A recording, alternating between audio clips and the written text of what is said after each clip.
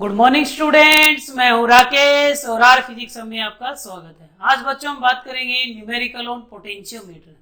अगर आपने बच्चों मेरा प्रीवियस लेक्चर नहीं देखा है, what is potentiometer, its principle, construction, working, diagram, application of potentiometer, 3 application हमने डिस्कस की है। आपको पता ही है, to determine the EMF of a cell, to determine internal resistance of a cell, to compare EMF of 2 primary sales.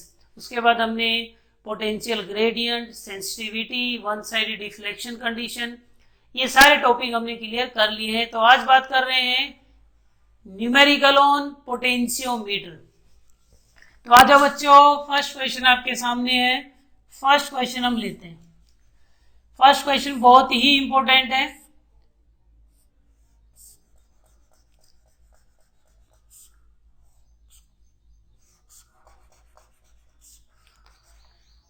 ये question आपको NCERT में भी मिल जाएगा। एनसीईआरटी का ही क्वेश्चन है, मोस्ट इंपोर्टेंट है। ये आर है बच्चों और ये आर नोट है। आपसे बोला गया है इस आर का वोल्टेज डिटरमाइन करना है। Determine voltage drop in R when sliding contact exactly in the middle of R note. Means ये जो कॉन्टैक्ट है ये एग्जैक्टली मिड पे है, तो इसमें वोल्टेज कितना होगा आर में। मींस आर का वोल्टेज निकालना है तो होगा आई इंटू आर। सबसे पहले आपसे बोला गया है कि इसका मतलब क्या है, तो आप इसको ऐसे बना ले, हाफ इधर हो जाएगा रेजिस्टेंस, हाफ इधर हो जाएगा। स्लाइडिंग कॉन्टैक्ट एग्जैक्टली मिड पे है तो हाफ हाफ कर दो बच्चों, और ये हो जाएगा इधर आर। ये आर नोट बाई 2 इधर हो जाएगा, आर नोट बाई 2 इधर हो जाएगा, आर इधर हो जाएगा, प्लस माइनस वी। ये समझ आया मैंने कैसे किया, क्योंकि ये क्वेश्चन में गिवन है ये स्लाइडिंग कॉन्टैक्ट एग्जैक्टली मिड पे है। अब बच्चों क्या करना है, मान लेते हैं बैटरी से करंट आई है, इस साइड I1 है और इस साइड I2 है। तो हमारा टारगेट है बच्चों I2 निकालना। I2 निकालना हमारा टारगेट है। तो I2 इंटू आर मीन्स हमारा टारगेट वोल्टेज है। I2 निकल जाएगा तो वोल्टेज आ जाएगा। हमसे पूछा गया है इसका वोल्टेज आर का, तो होगा I2 इंटू आर। तो हमें क्या निकालना है, determine voltage across R when sliding contact exactly in the middle. ये आप लिख लोगे बच्चों, कोई जरूरत नहीं है इसकी स्टेटमेंट की। तो सबसे पहले क्या करना है, इन रेजिस्टेंस का एक रेजिस्टेंस निकाल लो। ये दोनों पैरेलल में, फिर ये इसके सीरीज में हो जाएगा। बस कुछ नहीं करना है। देखो करना क्या है, ये दोनों पैरेलल में इनका एक आएगा, फिर वो दोनों सीरीज में हो जाएंगे, टोटल रेजिस्टेंस आ जाएगा। Total voltage upon total resistance, total current आ जाएगा आई आने के बाद I2 निकालना है। फिर मैंने ट्रिक बता रखा है, सामने वाला रेजिस्टेंस अपॉन में टोटल रेजिस्टेंस इनटू में करंट। ठीक है, तो चलो ये दोनों पैरेलल में है, इनको सोल्व करो। तो इन दोनों का पैरेलल में क्या आएगा, इनको पैरेलल में सोल्व करेंगे 1/RP, तो ये हो जाएगा 1/R प्लस में 1 तो ये हो जाएगा 2/R नोट। तो बच्चों एलसीएम लेंगे तो ये आ जाएगा R नोट प्लस में 2R आर नोट। ठीक है, तो आरपी कितना आ जाएगा, आरपी आ जाएगा आर नोट अपोर में आर नोट प्लस में 2R। इतना समझ आ गया, कर लोगे ना, दोनों पैरेलल में 1 करके। तो इन दोनों का एक बन गया है। तो अब आपका सर्किट डायग्राम बच्चों कन्वर्ट हो गया है। ये सर्किट डायग्राम कन्वर्ट हो गया है। अब ये आपका आर नोट बाई 2 है, ये प्लस माइनस ये भी है, ये आपका आरपी आ गया। बोलो आरपी का वैल्यू ये रहा। अब ये दोनों सीरीज में है तो टोटल रेजिस्टेंस क्या आ जाएगा, आर टोटल हो जाएगा आरपी प्लस में आर नोट बाई 2। बोलो सीरीज में डायरेक्ट ऐड हो जाएंगे। तो बच्चों आरपी का वैल्यू कितना है, ये रहा आर नोट। देखते रहना भाई, कोई मिस्टेक ना हो जाए। बता दोगे मुझे कोई गलती हो गई तो बता देना, मैसेज करके बता देना कि सर आपने ये मिस्टेक कर दी। ठीक है, वैसे चांसेस बहुत कम है, लेकिन फिर भी अगर हो जाए तो बच्चों आर नोट प्लस में 2R और इसको जोड़ दिया हमने आर नोट बाई 2। एलसीएम यहाँ भी ले लो, एलसीएम लेके पागल हो जाएंगे भाई, एलसीएम लेके पागल। एलसीएम 2r0 प्लस में 2r, ठीक है। ये वैल्यू यहाँ पे 2 यहाँ मल्टीप्लाई हो जाएगा, 2r0 हो जाएगा, 2 यहाँ पे, ये यहाँ से मल्टीप्लाई हो जाएगा, r0 की इसे सीधी मल्टीप्लाई कर दूं तो देखो r0 का स्क्वायर प्लस में r0 का इससे 2r0, ओहो क्या आ गया बच्चों, rt। तो ये कितना हो जाएगा 2r0, ओहो 4r0 आ गया बच्चों, r0 का स्क्वायर अपॉन में 2r0 प्लस में 2r। ये बच्चों मैंने निकाल दिया टोटल रेजिस्टेंस। और टोटल वोल्टेज बच्चों आपको गिवन है V, तो मेरे पास आ जाएगा total current I। Total current I आ जाएगा total V by total resistance, total V, total R बच्चों ये रहा, ठीक है, डरना नहीं है, ऐसे लिख दो 4r0 का स्क्वायर डिवाइड करेंगे, ये वैल्यू ऊपर चली जाएगी, ये वैल्यू ऊपर चली जाएगी 2r0 प्लस में 2r, ठीक है।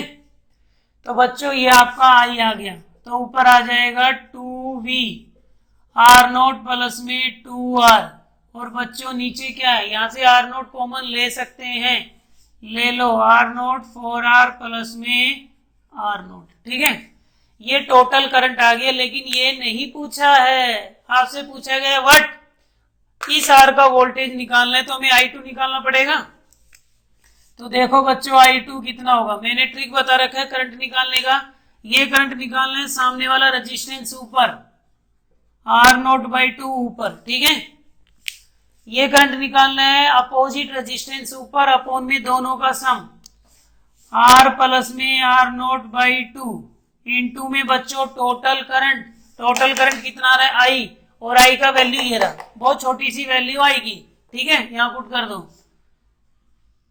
2v प्लस में 2r अपॉन में r0 4r प्लस में r0। अच्छी बात है ना, कितना सिंपल सवाल है। देखो एलसीएम ले लो तो 2 तो कैंसिल हो जाएगा। अब ध्यान से देखना कैसे हम उड़ा रहे हैं इन चीजों को। 2 यहाँ आ जाएगा, 2r प्लस r0 हो जाएगा, 2 से 2 कट जाएगा, 2r plus r0, 2r plus r0 ये भी खत्म हो जाएगा, केवल r0 बचेगा। r0 यहां से खत्म हो जाएगा, क्या बचा, कुछ बचा ही नहीं, खत्म सब नहीं। एलसीएम लेते हैं तो ये 2 यहां जाएगा, फिर ये बन जाएगा, और बच्चों 2 से 2 गया, r0 से r0 गया, ये बच्चों इससे गया, बहुत बढ़िया। I2 कितना आ गया 2v अपॉन में 4r प्लस में r0। ये भी हमसे नहीं पूछा गया है। कई बच्चों को लग रहा होगा सर सवाल हो गया, नहीं, आपसे पूछा गया इसका वोल्टेज, तो R का वोल्टेज हो जाएगा I इंटू R, तो R के अक्रॉस वोल्टेज हो जाएगा I, उसमें 2 है इंटू में R, ये पूछा गया है। I2 का वैल्यू है 2v4r प्लस में r0 इंटू में R। This is your answer my dear, this is your answer. ये आपसे पूछा गया है कि इस R के अक्रॉस वोल्टेज कितना होने वाला है, 2vr अपॉन में 4r प्लस में r0। आई होप आपको ये क्वेश्चन क्लियर हो गया होगा। कुछ नहीं करना है, बस ये दोनों पैरेलल में एक बनाना है, फिर ये दोनों सीरीज में ऐड कर लेना है, फिर total v by total r, total I आ जाएगा, फिर I आने के बाद I2 निकालना है। ट्रिक आपको याद है, सामने वाला रेजिस्टेंस अपॉन में टोटल रेजिस्टेंस इंटू में टोटल करंट, I2 आ जाएगा। फिर आपसे इसका वोल्टेज पूछा I2 इंटू R, वो हमारे पास आ जाएगा, ठीक है। अब बच्चों हम सेकंड क्वेश्चन की बात करते हैं। फर्स्ट क्वेश्चन आपको क्लियर हो गया होगा। क्वेश्चन नंबर 2, जैसे ये पोटेंशियोमीटर है, ऊपर का सर्किट डायग्राम नहीं बना रहा। आई होप आपने मेरी 2 वीडियो देख ली है पोटेंशियोमीटर की। थर्ड ये न्यूमेरिकल है, तो ऊपर आपको पता ही है यहाँ पे 3 वायर और बनानी है, रियोस्टेट लगाना है, एमीटर लगाना है, ड्राइवर सेल लगाना है, फिर जोड़ना है। तो इसमें आपको 2 सिचुएशन है।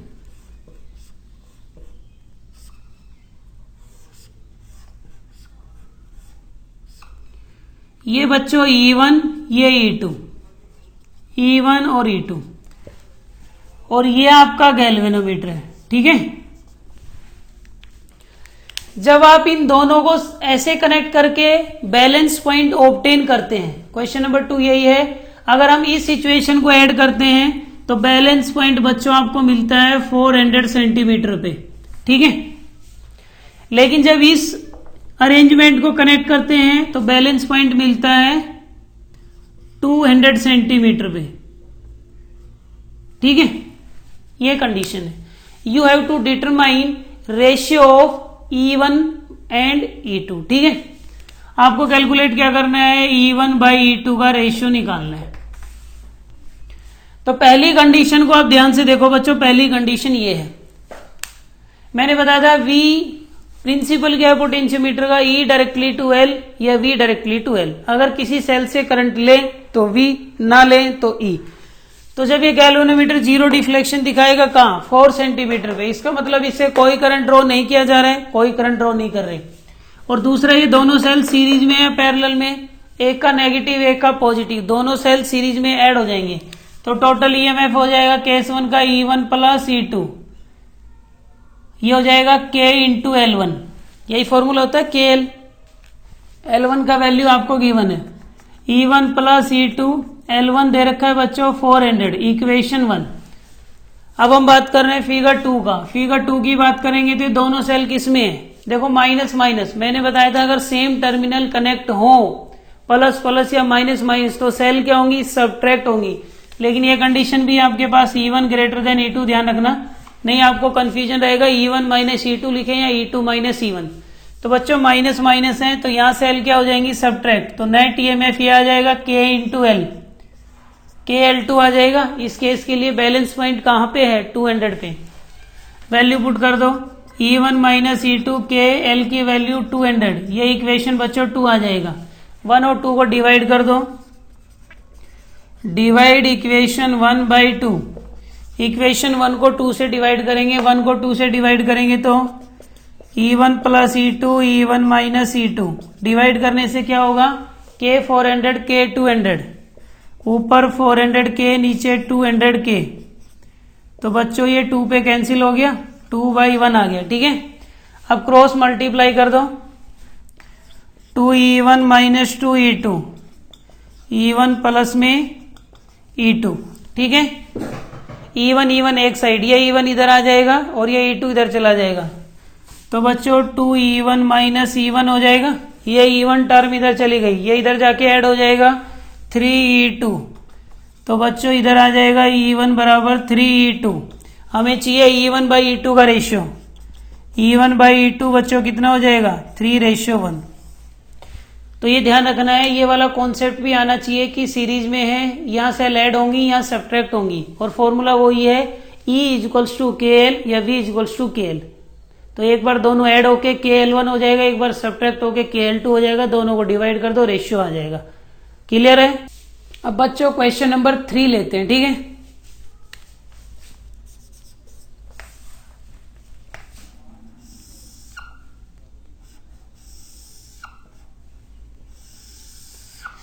मैंने आपको बताया था कि जो पोटेंशियोमीटर है 1 वायर भी हो सकता है, 2 वायर भी, 3 वायर भी, 4 वायर भी, कितनी वायर का भी बना सकते हो। आज मैं 1 वायर का ही बना रहा हूं, ठीक है। प्लस माइनस एमीटर,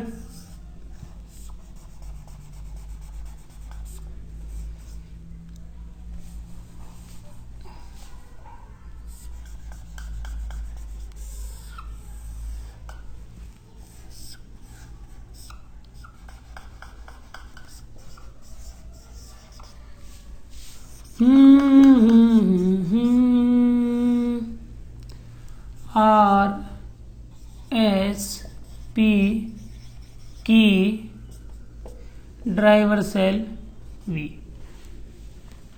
ये सवाल है बच्चों। इस सवाल में आपसे पूछा जाएगा कि R की वैल्यू को अगर इंक्रीज करेंगे तो बैलेंस पॉइंट राइट में मिलेगा या लेफ्ट में मिलेगा। S की वैल्यू को इंक्रीज करेंगे तो बैलेंस पॉइंट राइट में मिलेगा या लेफ्ट में मिलेगा, या P। 3 रजिस्टर आपको नजर आ रहे हैं। बहुत ही इंपॉर्टेंट सवाल है, बेहतरीन सवाल है बच्चों, ठीक है। ध्यान से समझे, आपके पास 3 रजिस्टर हैं, 3 P, R और S, ठीक है। इन तीनों को इंक्रीज या डिक्रीज करने से बैलेंस पॉइंट पे क्या इफेक्ट होगा, ये जानने की कोशिश कर रहे हैं कि बैलेंस पॉइंट लेफ्ट में शिफ्ट होगा या राइट में शिफ्ट होगा। ठीक है, सबसे पहले हम बात करते हैं, अगर आर को इंक्रीज करें, मैं आपको एक बात क्लियर कर देता हूं, ये जो नीचे वाला पोर्शन है ये पोटेंशियोमीटर का पार्ट नहीं होता।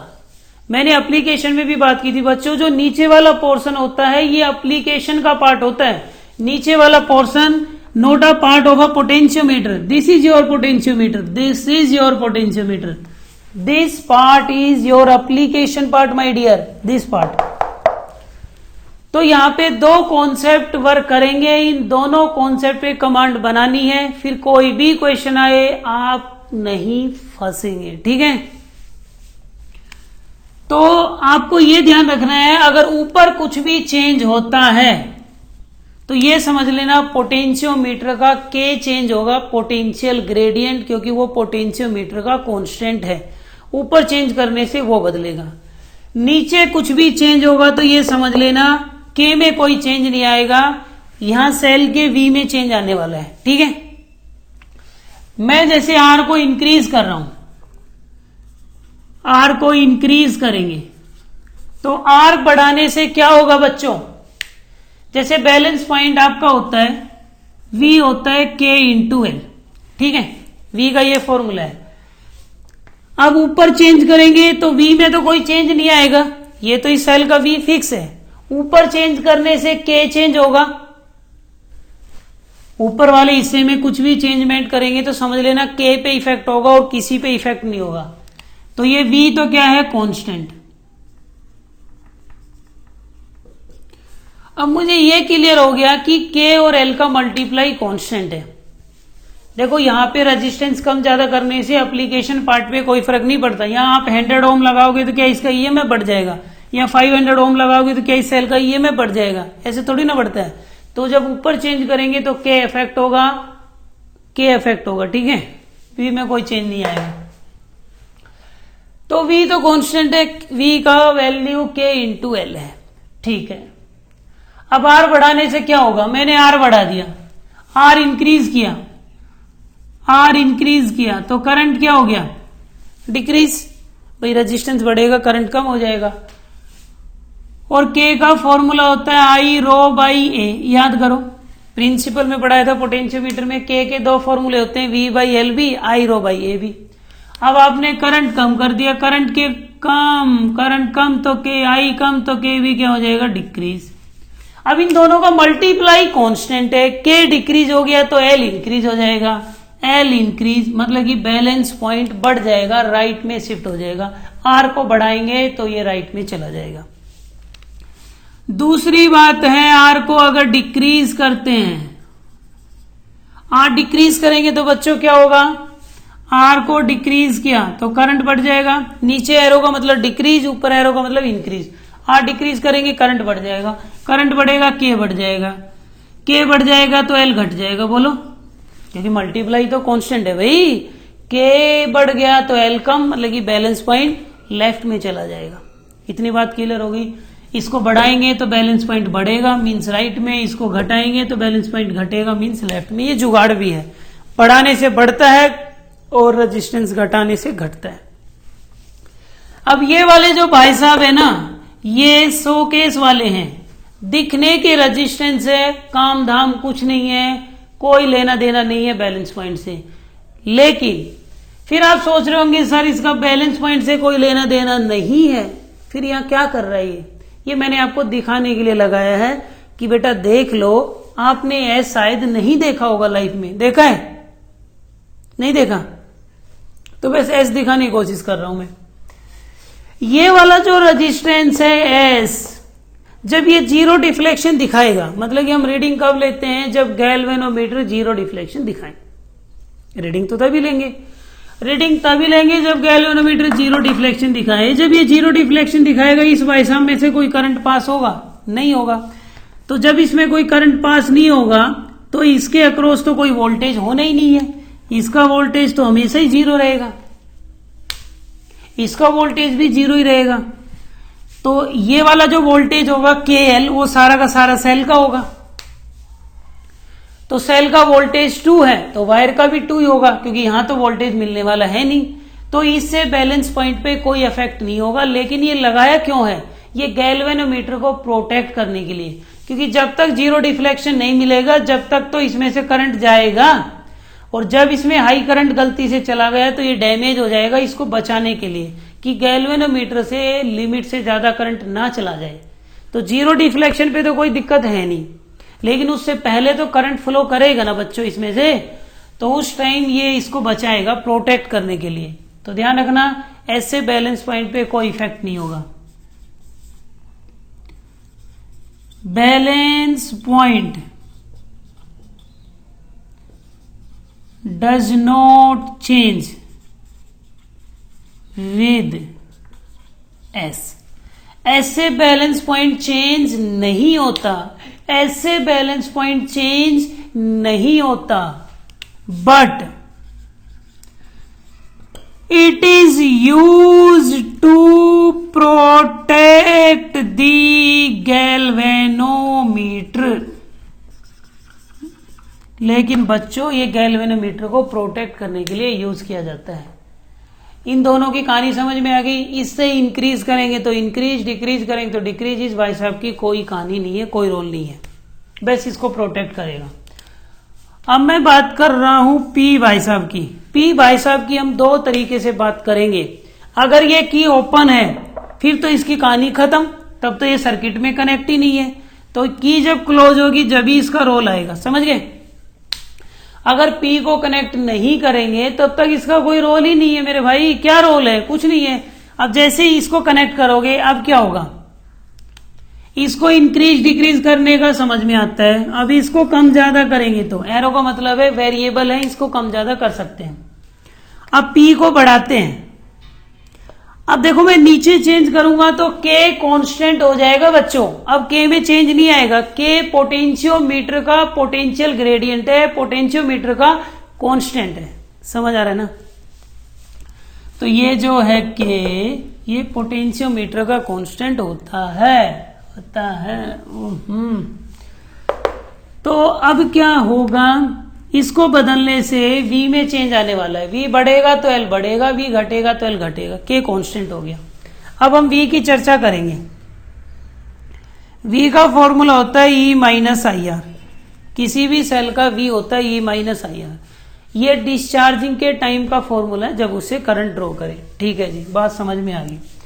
अब मैं इस रेजिस्टेंस को अगर बढ़ा दूं, देखो ये वाला सर्किट कंप्लीट रहेगा। ये जीरो डिफ्लेक्शन दिखाए उसके बावजूद भी ये कंप्लीट रहेगा। दिख रहे हैं ना?